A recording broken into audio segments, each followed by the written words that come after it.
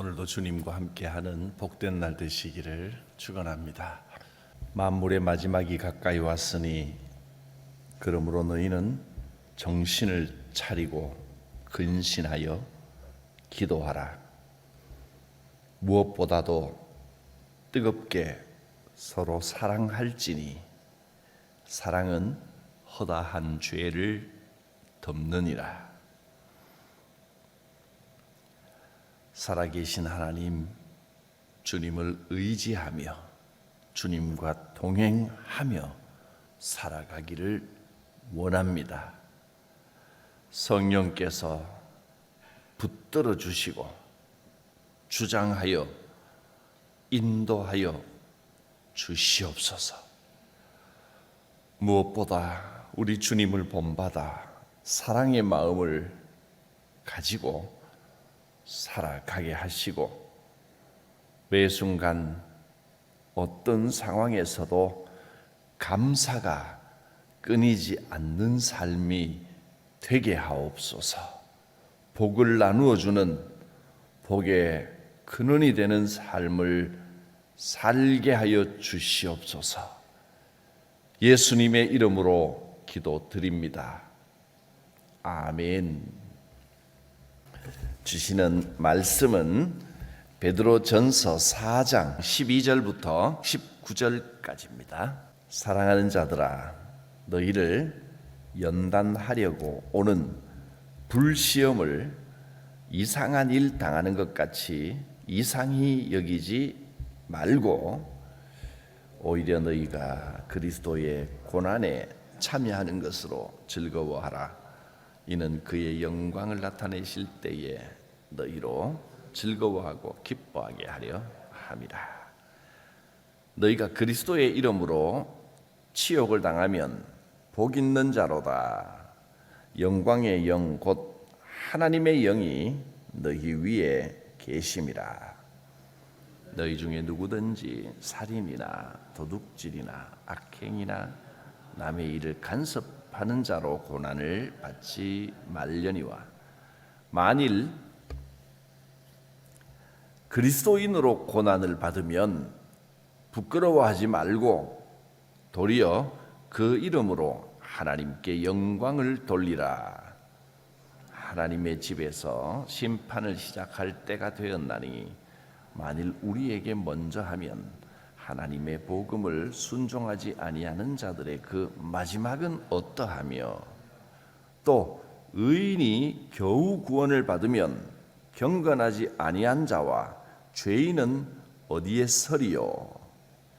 그러므로 하나님의 뜻대로 고난을 받는 자들은 또한 선을 행하는 가운데에 그 영혼을 미쁘신 창조주께 의탁할지어다. 아멘. 초대교회 시대부터 그리스도인들에 대한 많은 핍박과 오해가 있었습니다. 그렇지만 초대교회 성도들은 그 혹독한 박해와 고난 속에서도 신앙을 지키고 오직 하나님을 바라고 천국의 소망을 가지고 그 모든 어려움을 이겨내었습니다. 베드로전서는 가장 박해가 심할 때 우리가 잘 아는 네로 황제가 본격적으로 박해를 가한 바로 그 직후에 기록이 된 말씀입니다. 가장 힘들 때, 고난이 가장 극심할 때 고난받는 성도들에게 주시는 말씀입니다. 12절에 보면 그리스도인들이 당하는 그 고난을 불시험이라 그렇게 표현했습니다.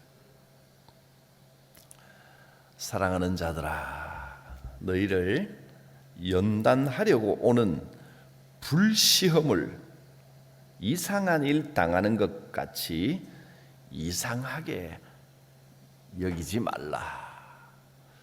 내가 예수를 믿는데 왜 이런 불같은 시험거리가 자꾸 생기나 이상하게 생각하지 말라. 우리가 고난을 만나면 자꾸 약해지기 쉽습니다. 사람이 다 그렇습니다. 어려운 일이 생기면 약해지는 건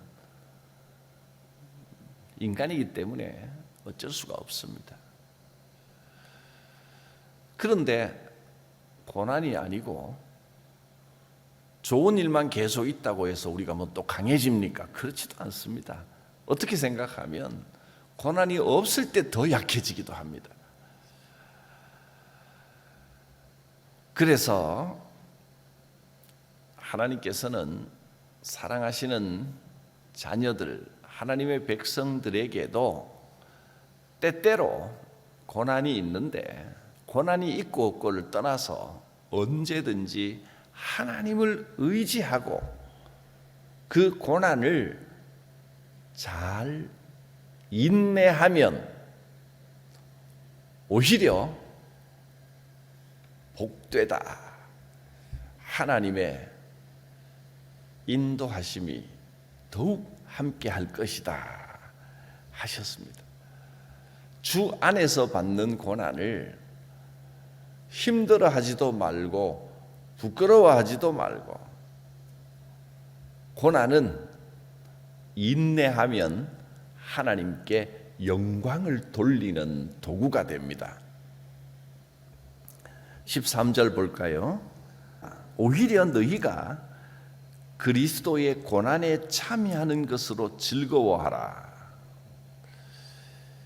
아무리 그리스도를 위한 고난이라고 해도 고난에 참여하는 것이 더 즐거울 수 있겠습니까? 이건 뭐 쉽지 않은 수준, 쉽지 않은 경지입니다.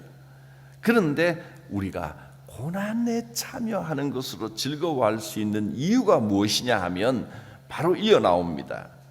이는 그의 영광을 나타내실 때에 너희로 즐거워하고 기뻐하게 하려 함이라.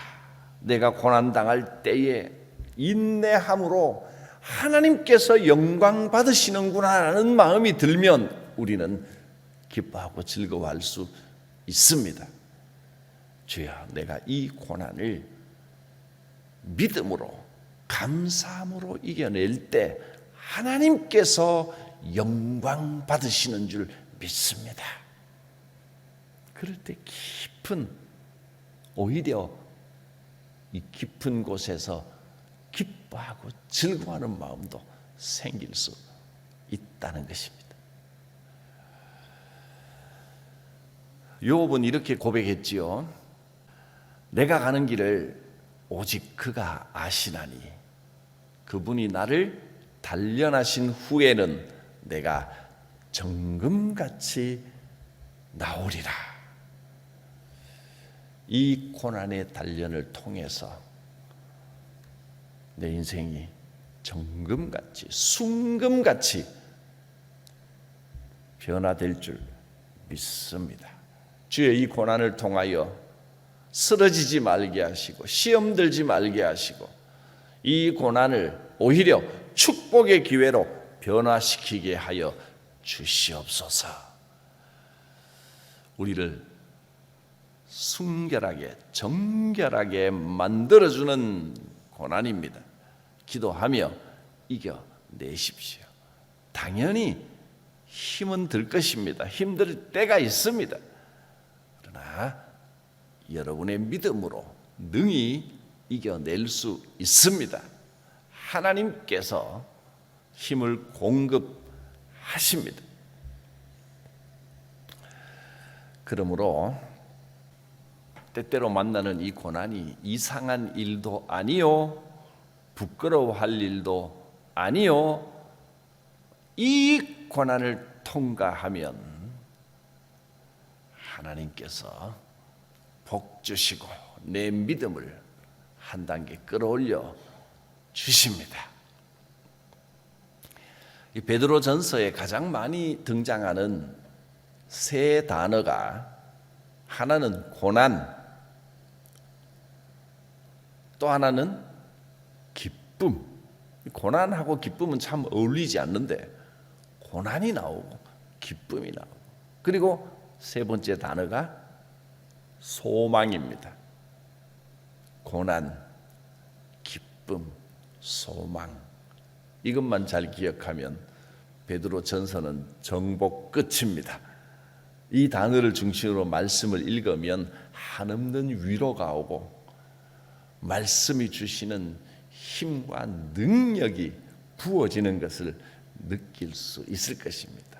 고난, 기쁨, 소망. 우리가 고난 속에서도 기뻐할 수 있는 것은 우리의 영원한 산 소망이 되신 우리 주님 때문입니다. 14절을 봅니다. 너희가 그리스도의 이름으로 치욕을 당하면 복 있는 자로다. 영광의 영 곧 하나님의 영이 너희 위에 계심이라. 참 귀하고 복된 말씀인데 참 어려운 말씀입니다. 여러분, 내가 예수 그리스도의 이름으로 믿음으로 사는데 치욕을 당하면, 누가 나를 모욕하면 복 있는 자로다. 말씀이니까 아멘 하시지. 솔직히 이게 이해가 가십니까? 나에게 치욕을 주고 망신을 주려고 하고, 뭐 의도했든 안 했든 간에 내 마음을 이렇게 상하게 하고 나를 부끄럽게 하려고 했는데 그 상황에서 내게 복이 있구나, 그럴 수 있겠습니까? 참 세상적으로 보면 정신 나간 소리입니다. 그런데 말씀의 축복은 바로 이 대목에서 부어지는 겁니다. 치욕을 당하거든 크든 작든 누가 나를 부끄럽게 하거나 모욕을 주거나 화나게 하거나 그러면 뭐라고 생각하라고요? 아예 마음속에 이 분명한 말을 되뇌이십시오. 복 있는 자로다.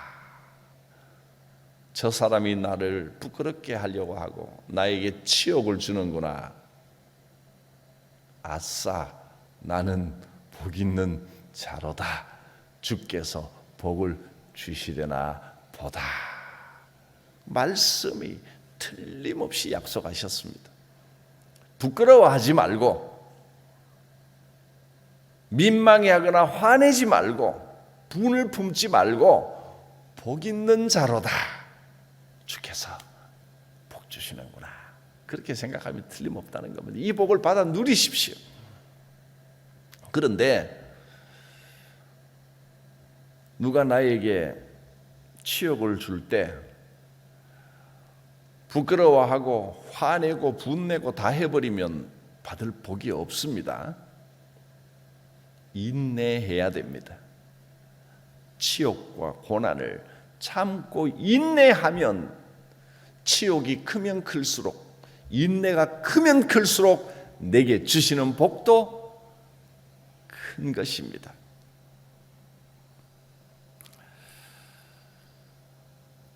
주님을 위한 시련, 이 어려움을 잘 인내하면 하나님께 영광이 되고 주의 위로와 충만하심이 함께하고 복 있는 자로다. 복이 주어집니다. 예수님께서도 이렇게 말씀하셨습니다. 산상보훈의 팔복에 보면 의를 위하여 박해를 받는 자는 복이 있다. 기뻐하고 즐거워해라. 너희의 상이 큼이니라. 주님을 위하여 믿음 가운데 살아가면서 억울하게 핍박을 받거든 오히려 기뻐하고 즐거워하라. 복이 있다. 하늘에서 상이 크다. 내 인생이 평안하게 꽃길만 펼쳐지는 것도 감사한 일이지만 누가 나를 모욕하고 능욕하고 기분 나쁘게 하고 치욕을 당하게 하거든 너희가 복 있는 자로다. 이 말씀을 꼭 기억하시기 바랍니다. 하나님의 약속의 말씀입니다. 하늘의 상급이 크다. 고난이 여러 종류가 있죠. 내가 잘못해서 받는 고난이야 귀한 것이라고 말하기는 좀 어렵지만 내가 잘못한 것도 없는데 왜 내가 이런 일을 당해야 돼? 나 억울하다. 난 잘못한 것도 없는데 내가 뭘 잘못했느냐? 왜 이런 일을 당하냐? 그때 복 있는 자로다 하셨습니다. 복 있는 자가 되시기 바랍니다. 이 말씀을 간직하는 것이 은혜고 축복입니다. 아주 간단한 말씀이지만 여기에 얼마나 큰 위로가 있고 축복이 있습니까? 너희가 그리스도의 이름으로 치욕을 당하면 복 있는 자로다. 그때 너희가 그리스도의 이름으로 치욕을 당할 바로 그때 영광의 영, 곧 하나님의 영이 너희 위에 계시기 때문이다. 낙심하지 마시고 믿음으로 인내하면서 하나님께 모든 것을 맡기십시오. 반드시 회복하게 하는 은혜가 있을 것입니다. 내가 이렇게 믿음으로 정직하게 살려고 노력하는데 이런 치욕을 당하다니 그럴 때는 복이 있을 뿐만 아니라 뭐라 그랬습니까? 영광의 영, 하나님의 영이 너희 위에 임하셨다. 신실하신 하나님. 19절에는 하나님을 뭐라고 표현했냐면 마지막 19절에 그러므로 하나님의 뜻대로 고난을 받는 자들은 또한 선을 행하는 가운데 그 영혼을 미쁘신 창조주라 이렇게 표현했습니다. 미쁘신 창조주께 내 모든 것을 만드신 하나님께 의탁할지어다. 하나님은 미쁘신 분입니다. 믿을만하고 듬직하고 신뢰할 만한 분이십니다. 믿고 또 믿어도 됩니다. 그것이 미쁘시다는 말입니다. 신실하신 하나님, 결국 우리를 아름답게 인도하실 창조주 하나님을 믿습니다. 고난을 당할 그 당시에는 우리가 다 이해할 수 없지만 분명히 우리의 삶 가운데 하나님의 인도하심이 있습니다. 하나님의 계획과 이끄심이 있음을 믿으셔도 됩니다. 하나님은 미쁘신 하나님이십니다. 그러므로 하나님, 내 모든 아픔과 고난과 어려움을 주님께 다 맡기겠습니다. 주님 인도하실 줄 믿습니다. 반드시 회복시키십니다. 여러분, 복 있는 자의 삶이 되시기 바랍니다. 주의 말씀입니다. 너희가 예수 그리스도의 이름으로 치욕을 당하면 복 있는 자로다. 바로 그때 영광의 영, 하나님의 영이 너희 위에 임하실 것이다. 기도합니다. 미쁘신 창조주 하나님, 살아계신 하나님의 손길이 매 순간 나의 걸음걸음을 인도하여 주심을 믿습니다. 주님께 의지합니다. 치욕의 순간에 복 있는 자가 되게 하여 주시옵소서. 예수님의 이름으로 기도드립니다. 아멘. 217장입니다. 하나님이 말씀하시기를 내 마음을 나에게 바치어라. 너 어디 있든지 날 섬기며 기쁘게 날 항상 의지하라. 바치어라 내 마음을 주께서 나에게 이르시네. 캄캄한 죄에서 불러내신 주께서 늘 인도하시리라.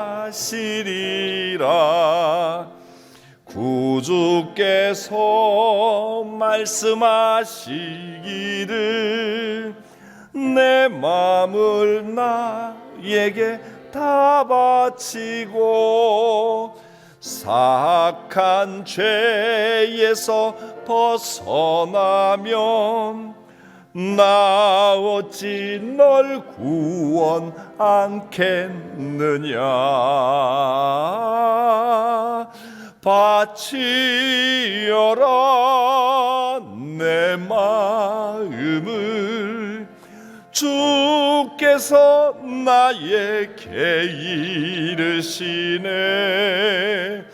캄캄한 죄에서 불러내신 주께서 늘 인도하시리라. 성령께서 말씀하시기를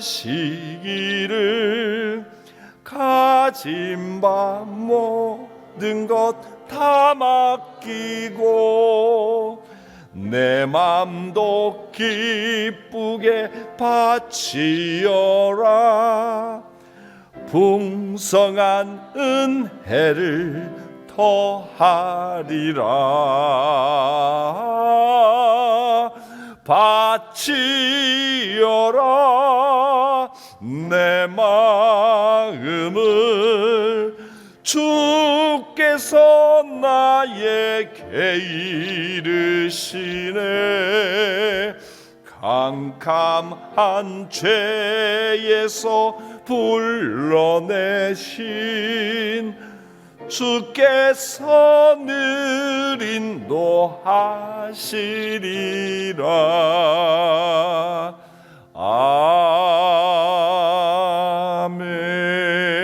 아멘. 주님 가르치신 기도드립니다. 하늘에 계신 우리 아버지, 아버지의 이름을 거룩하게 하시며 아버지의 나라가 오게 하시며 아버지의 뜻이 하늘에서와 같이 땅에서도 이루어지게 하소서. 오늘 우리에게 일용할 양식을 주시고 우리가 우리에게 잘못한 사람을 용서하여 준 것 같이 우리 죄를 용서하여 주시고 우리를 시험에 빠지지 않게 하시고 악에서 구하소서. 나라와 권능과 영광이 영원히 아버지의 것입니다. 아멘. 지금도 살아 역사하시는 하나님께서 함께하여 주십니다. 기도 가운데 성령의 위로하심과 성령의 회복하게 하시는 역사가 함께 하실 것입니다. 주여 부르고 기도합니다. 주여.